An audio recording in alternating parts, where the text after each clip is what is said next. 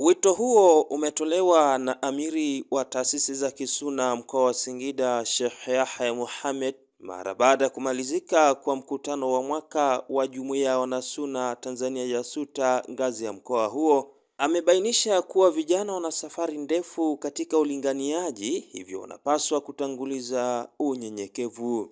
Vijana wetu wa leo wanalipuka katika dawa zao. Akishasoma akafikisha marhala mtawasita, amemaliza, anahisi amemaliza kila kitu. Vinginevyo utamkabidhi msikiti huu au simamie ukiwa na waumini 15, ukija mwaka kesho utakuta na waumini 8, wengine wameshamkimbia kwa sababu ya aina na mtindo anaotumia katika kuwalingania watu. Ndio maana dawa za sasa kwa vijana wetu ni ngumu, hazina mafanikio, hazina maendeleo, hazina mabadiliko.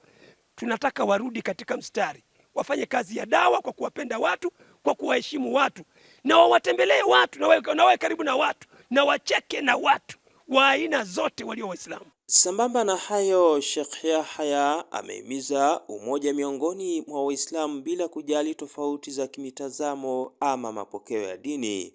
Lazima tuendelee kushirikiana na taasisi zingine, kwa sababu lengo letu ni kukisimamisha kitabu na sunna na si maana nyingine. Hakuna biashara inayofanyika katika shughuli hii ya dini. Tukizingatia sana jambo la mtu binafsi, jambo la dini tutalishindwa.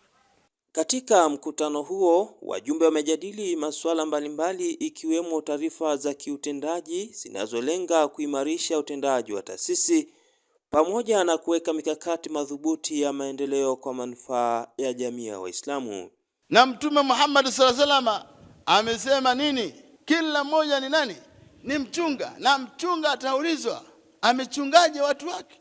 Katika mkutano huu takiwa tuondoke na mambo kama haya ambayo tutakuwa na ari mpya ya kwenda kufanya kazi zetu.